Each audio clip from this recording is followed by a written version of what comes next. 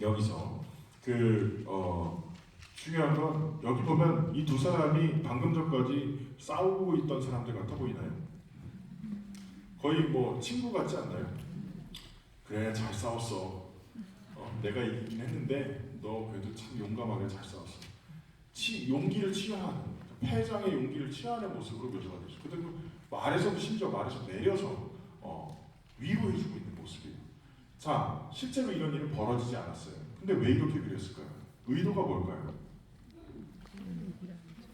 네, 이게 뭔가 스페인 제국의 아량을 보여주는 겁니다. 우린 대국이야. 니네 뭐 그렇게 했는데 니네 잘 싸웠어. 어차피 우리가 이길 거였지만 이걸 보여주는 거고.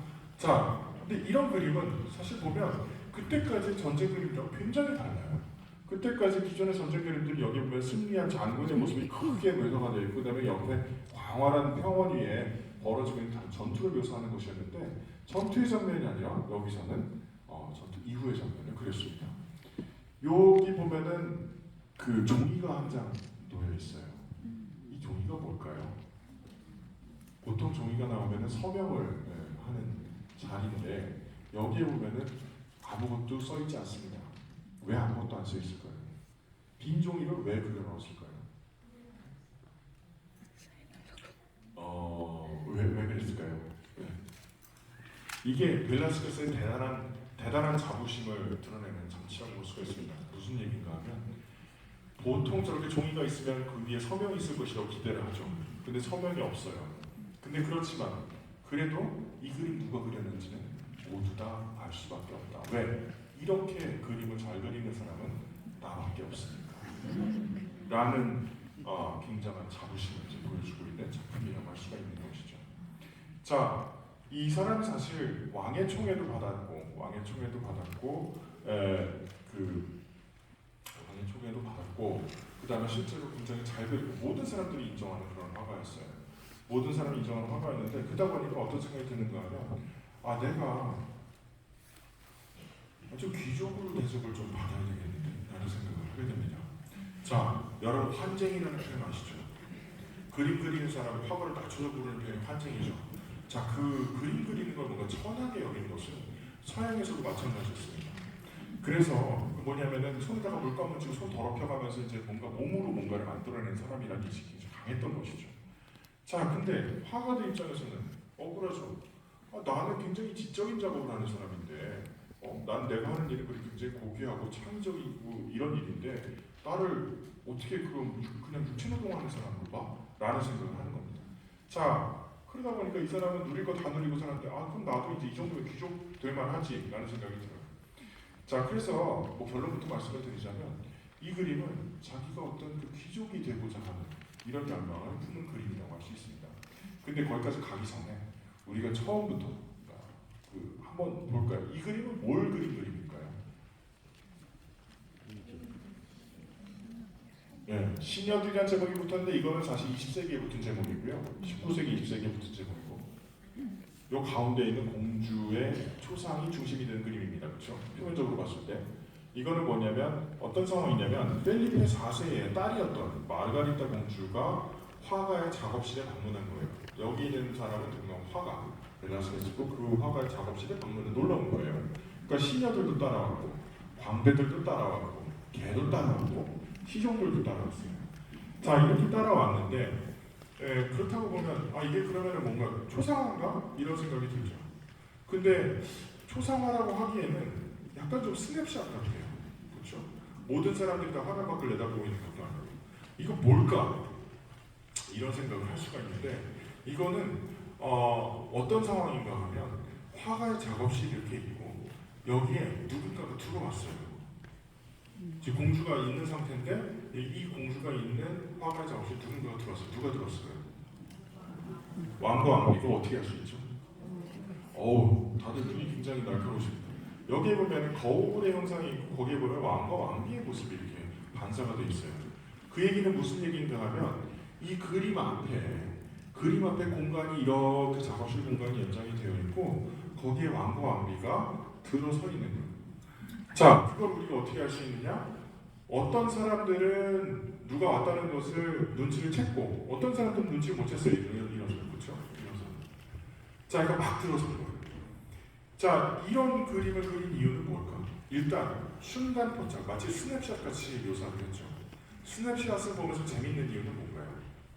그 상황에 사진에 찍힌 요 순간의 전후 맥락을 우리가 생각할 수 있기 때문에 그런 것이죠. 달리 말하면 시간의 흐름을 보여주는 것입니다. 그렇죠? 시간의 흐름, 한순간에 포착함으로써 그 전후의 시간까지도 보여주는 거예요.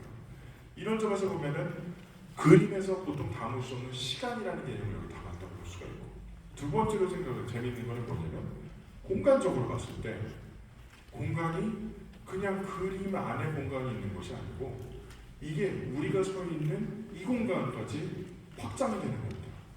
이건 굉장히 새로운 그림이고, 여기서 우리가 이제 알 수 있는 건 뭐냐면 벨라스케스가 정말 생각을 많이 했구나, 굉장히 지적인 작업의 결과로 이 작품을 그렸구나. 자, 그러면 이 그림을 지금은 이제 우리가 미술관에서 보고 있지만 원래 어떤 맥락에 배치되었는가? 이 그림은 궁전에 있는 왕의 집무실에 걸도록 그린 그림이에요. 그러니까 뭐냐면 왕만이 보는 거예요, 이 그림은 기본적으로. 그래서 왕이 들어와서 볼 때마다 아, 그래, 내 귀여운 공주와 내 벨라스케스와 이제 이런 모습들을 보게 되는 거죠.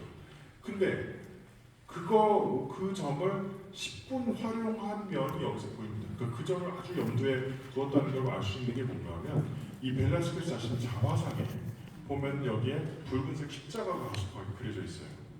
이건 뭐냐면 스페인 당시에 최고 귀족들만 들어갈 수 있던 산티아고 기사단이라는 단체가 있습니다. 여기에 그 상징이에요. 이걸 잘 가속하게 다 알고 있어. 이게 무슨 얘기냐면, 근데 아직 이 사람은 거기 회원도 아니에요. 근데 여기다가 이걸 그려놨어. 이게 있을 수 있는 일인가요? 안 되지. 이거 좀 상당히 건방진 거잖아요. 지금 귀족인지 아닌지 모르겠는데 최고 귀족들이 들어가는 기사단의 상징, 이 휘장을 자기가 가슴팍에 달고 있어. 왜 이렇게 그렸을까요?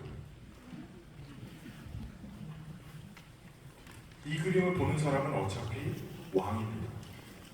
왕이 이 그림을 볼 때마다 어떤 효과를 볼 수 있을까요? 어떤 느낌을 받을까요? 내가 볼 때마다 화가의 작업실에 들어가고, 화가의 작업실에서 들어가서 딱 보는데 벨라스케스 가슴팍에 산티아고 기사단의 문장이 붙어있어.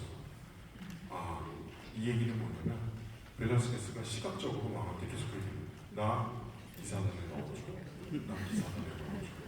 나 기사단에 넣어줘. 나 이렇게 똑똑하고 나 이렇게 지적인 그림을 그릴 수 있는 사람, 나 이렇게 그림 잘 그리는 사람이야. 이런 데도 나 넣어줘. 나도 넣어줘.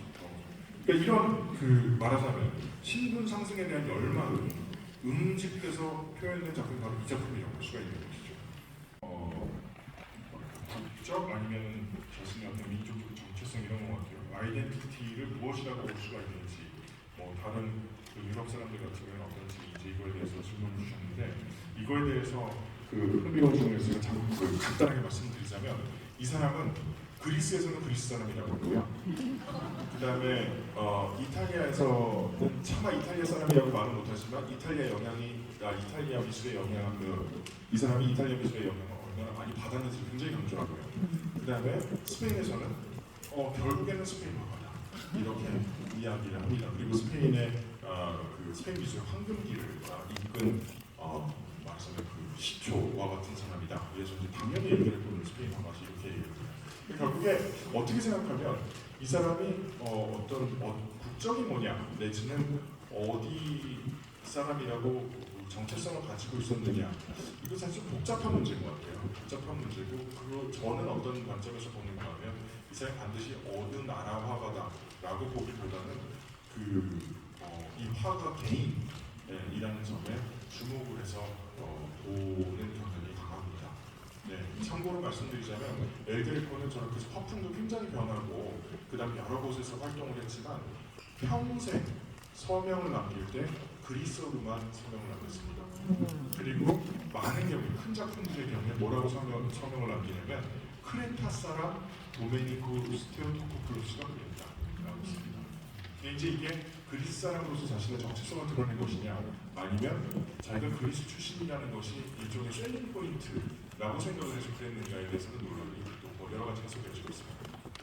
그다음에 물론 이제 처음에 보면 굉장히 신기합니다. 신기하고 이제 바르셀로나에 가시면 가우디 건축물을 많이 보실 수가 있고 신기하긴 한데 일단 사람이 굉장히 많고요. 볼륨도 굉장히 많고, 그래서 한 번만 보시면 괜찮아요. 하나만 보셔도, 그 안에 들어가서 보시면 하나만 보셔도 괜찮아요. 사그라다 파밀리아는 굳이 안에 들어가서 봐야 되는지 저는 솔직히 잘 모르겠습니다.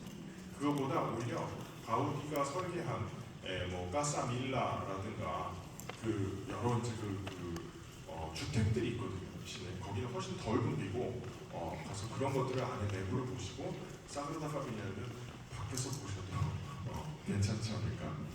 자, 그 다음에 세 번째 질문은 이거 너무 재밌는 질문들이 많아서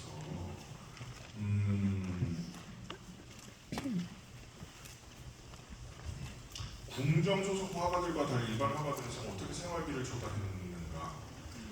굉장히 현실적인 문제가 굉장히 중요한 문제입니다. 우리가 지금 미술관에서 보는 화가들, 그러니까 미술관에서 접하는 작품들의 작가들은 다 굉장히 성공한 사람들이에요. 다 성공한 사람들이고, 제가 이제 그 미술관에서 큐레이터로 이제 미국에서 큐레이터로 한 7년 정도 생활을 했기 때문에 그걸 이렇게 보면은 여러분 그 미술관에 보면은 사실 전시가 되어 있는 작품들은 그 소작품의 빙산의 일각이라고 할 수가 있습니다. 근데 그 수장고에 들어가 있는 작품들이 굉장히 많거든요. 굉장히 많은데 그 수장고에 들어가 있는 작품들을 보면 이런 것도 가지고 있어야 되나 라는 생각이 드는 작품들도 있고 그런데 이게 뭐냐면 우리가 지금 알고 있는 것들은 미술관에서 보는 것들은 최고 수준의 작품들이고 사실은 그 아래로도 층층이 말하자면 수준이 있었던 것이죠. 그래서 어떤 경우에는 그림을 그려서 정말 집집마다 다니면서 자 그림 성모자상 제가 그린 건데 사시겠어요? 이제 이렇게 돌아다니면서 파는 화가들도 있었고 그리고 어떤 사람들은 다 이제 말하자면 레벨이 다 다른 것이죠. 그 장사도 보면 어떤 집은 잘 되는데 어떤 집은 안 되고 그렇잖아요. 근근히 사는 사람이 있고 어느 정도 먹고 사는 사람이 있고 그 다음에 아주 성공해서 궁정이나 아니면 교회의 후원을 지속적으로 받아서 정말 재료값 걱정 안 하고 그 작품을 만드는 사람들이 있을 수 있고 그래서 우리 여러분 이거는 뭐 스페인 얘기는 아니지만 요한네스 페르메르라는 사람이 있잖아요. 그 베르메르라고 불리는 진주기고리를 한 소녀 그린 사람. 이 사람 같은 경우에는 그림을 굉장히 느리게 그렸어요. 굉장히 느리게 그려서 그림만 가지고는 생활이 안 됐죠. 뭘 했냐면은 여관을 운영했어요. 그러니까 뭔가 여관을 운영한다든가 아니면은 또 이 아트 딜러 그러니까 작품을 거관꾼인 것이죠. 중간에서 이제 그 중개를 해주는 이제 이런 역할을 하면서 그 돈을 벌기도 하고 그 다음에 아니면 책을 쓴 사람들도 있어요. 그 벨라스케스의 장인 같은 경우에는 파체코라는 사람인데 이 사람은 물론 후원도 많이 받긴 했지만 그림보다 이 사람이 남긴 미술 이론서가 더 유명합니다. 17세기는 책 저서를 이제 출판을 하기도 하고 그 다음에 이 컬렉터들 이런 귀족들 이런 사람들이 미술품 컬렉션을 이제 자기가 만들잖아요. 형성을 하는데 그때 조언을 해주는 사람 그러니까 말하자면 자문 역할을 하면서 그러면서 또 그 생계를 이어가기도 하고 여러 가지 일들이 있었습니다. 그러니까 그림만 그려서 생활한 사람들은 그럴 수 있는 사람은 사실은 굉장히 소수였다고 봐야 되겠죠. 있거든요. 네.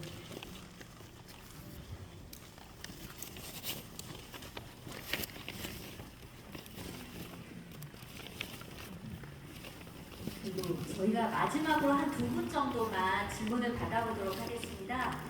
질의하실 분은 손을 들어주시면 마이크를 전달해 드리도록 하겠습니다.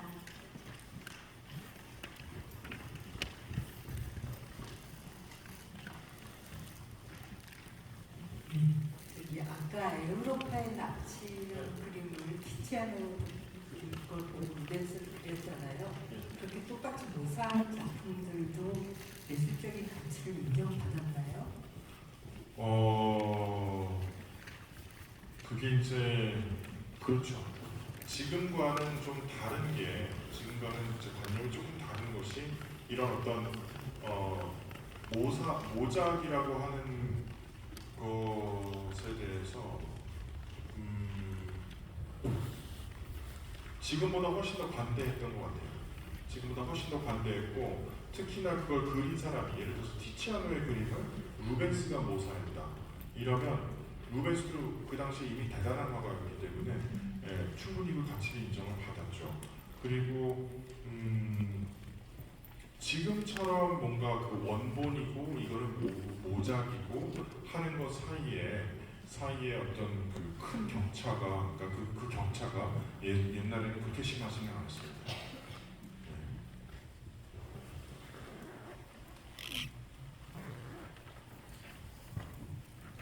마지막으로 한 분 정도 더 질문 받아보도록 하겠습니다. 네, 그 벨라스케스의 시녀들 그림에서 그림상에서 지금 벨라스케스는 무엇을 그리고 있을까요?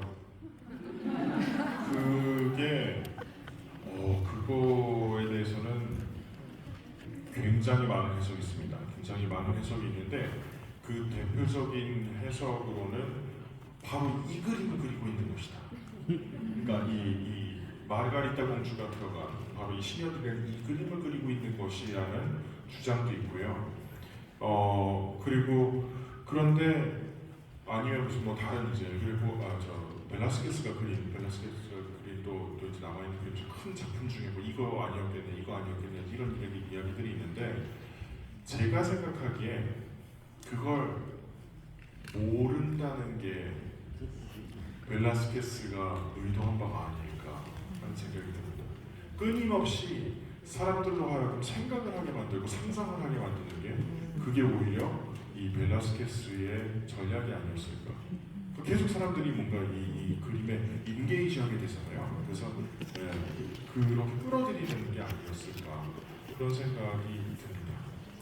그래서 이게 무엇인지 그러니까 결론적으로 무슨 그림을 그리고 있는지는 아무도 모른다. 그리고 아무도 모르는 것이 아마 어쩌면 벨라스케스도 몰랐을 수도 있을 것 같아요. 네, 오늘 열정적인 강의해 주시는 박정호 교수님께 다시 한번 큰 박수 부탁드립니다.